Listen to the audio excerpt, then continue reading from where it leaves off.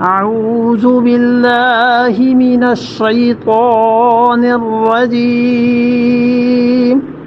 بسم الله الرحمن الرحيم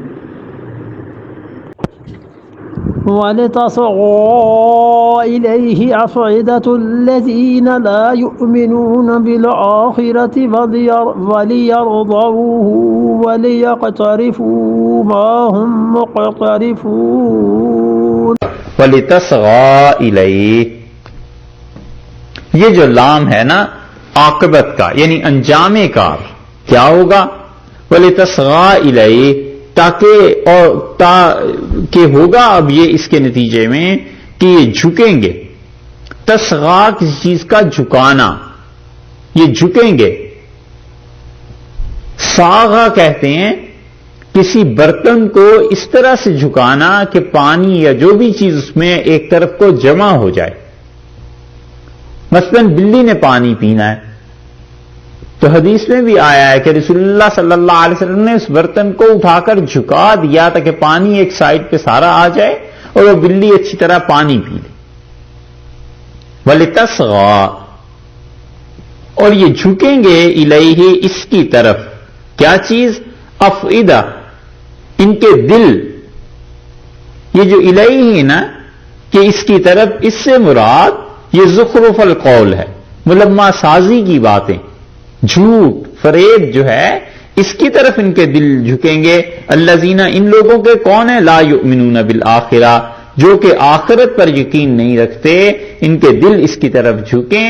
یہ ہوگا وَلِيَرْضَوْا، اور اس کے ساتھ کیا ہوگا؟ یہ اس کو پسند کریں گے. دوسرے درجے میں وَلِيَقْتَرِفُوا مَا هُمْ مُقْتَرِفُونَ، اور اس کے بعد کیا کریں؟ اقتراف. اقتراف کا مطلب غلط کام.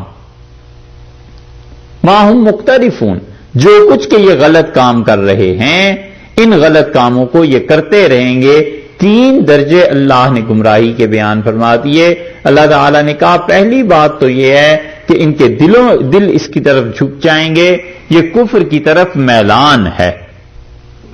اور اصل میں جو کافر کہتے تھے کہ مسلمانوں پر وہ اعتراض کرتے تھے بہت سی چیزوں میں، ان میں ایک ذبیحے پر بھی اعتراض تھا، اور یہ مردار کھاتے تھے سارے مکہ والے.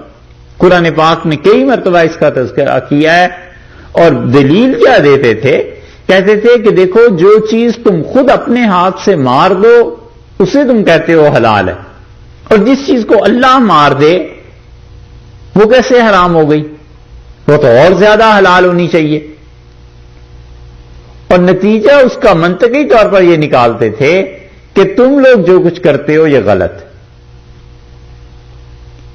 اور کوئی بحث کرتا تو کہتے تھے اچھا یہ بتاؤ پھر خدا نے موت دیا یا کس نے دی؟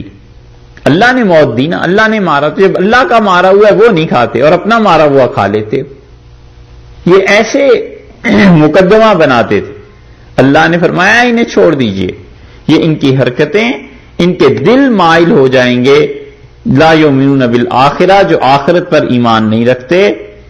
تو فریب کی باتیں، یہ ملمہ سازیاں شیطان انہیں سکھاتے ہیں، اور انسانوں کو شبہ ڈالنے کو کہ انسانوں کی عقل یہ شبہ میں پڑی رہے.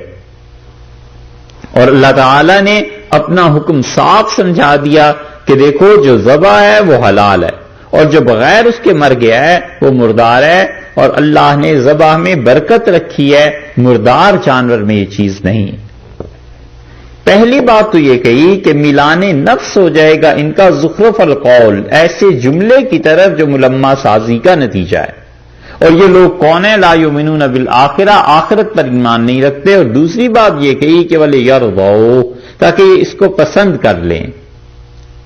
اور تیسرا درجہ یہ ہے کہ وَلِيَقْتَرِفُوا مَا هُمْ مُقْتَرِفُونَ، اور اس کے بعد جو غلط کام کر رہے ہیں کیے جائیں اس کو.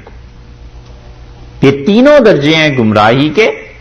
اور جب بھی کوئی آدمی گمراہی اور گناہ کی طرف چلتا ہے، پہلی چیز اس کا نفس اسے سکھاتا ہے کہ اس طرف کو جھکو، اس کا میلان ہوتا ہے. کفر ایک دم سے نہیں آ جاتا، گمراہی ایک دم سے نہیں آ جاتی. پہلے دل میں ان کافروں کے عادات اطوار، ان کا رہن سہن، معاشرت اور ان کی اسلام کے خلاف جو حرکتیں ہیں، ان کا شرک، یہ سب چیزیں اس کے دل میں آہستہ آہستہ آتی ہے بات، شیطان ڈالتا ہے کہ کتنی اچھی چیز ہے، اور پھر اس کے بعد شیطان انسان کو بتاتا ہے کہ تم اس بات پر خوشی کا بھی اظہار کرو، اپنی پسند کا بھی اظہار کرو، اور وہ خدا کی نافرمانی پر اپنی پسندیدگی کا اظہار کرتا ہے یا خدا کی نافرمانی پہ ناراض نہیں ہوتا۔ اللہ کی نافرمانی پہ ناراض نہ ہونا یہ خود ایمان کی کمی کی دلیل ہے۔ اتنی تو ناراضگی ہونی چاہیے کہ انسان کا دل راضی نہ ہو، کم سے کم اتنا تو ہو۔ اسی لیے لفظ یہ ارشاد فرمایا کہ وَلْيَرْضَوْا، اور یہ تا اپنی پسندیدگی کا مظاہرہ کریں۔ حدیث میں آیا ہے رسول اللہ صلی اللہ علیہ وسلم فرمایا ایک بستی کو الٹنے کا حکم ہوا اور فرشتوں نے عرض کیا کہ اللہ فیہا عبدک، اس بستی قریے میں آپ کا ایک ایسا بندہ رہتا ہے لم یعص طرفۃ عین، جس نے اتنی بھی خدایا تیری نافرمانی نہیں کی جتنی دیر میں پلک جھپکی جائے۔ تو اللہ تعالی نے فرمایا اس کو بھی، اور ارشاد فرمایا کہ میری نافرمانی اس کے سامنے ہوتی رہی اور اس کی پیشانی پہ شکن تک نہیں آئی۔ تو کم سے کم اتنا تو ہونا ہی چاہیے کہ انسان اپنی ناپسندیدگی کا اظہار مناسب الفاظ میں کرتے کہ میں اس چیز سے راضی نہیں۔ تیسری چیز، اس کے بعد عملاً انسان اس گناہ کا ارتکاب کر لیتا ہے، اس لیے فرمایا کہ وَلْيَقْتَرِفُوا مَا هُمْ مُقْتَرِفُونَ، اور اس کے بعد جو ہے عملاً معاصی کی طرف انسان چل پڑتے ہیں، عمل میں غلط کام آ جاتے ہیں۔ بس انہیں چھوڑ دے، یہ جو اپنے تئیں دلائل دے رہے ہیں، عقل کا استعمال کر کر کے حلال اور حرام کی کوئی تمیز نہیں رکھتے اور اٹھا رہے ہیں، ان کافروں کو اس میں رہنے دیجئے، اللہ جانے گا اور یہ جان لیں گے جب خدا کے حضور میں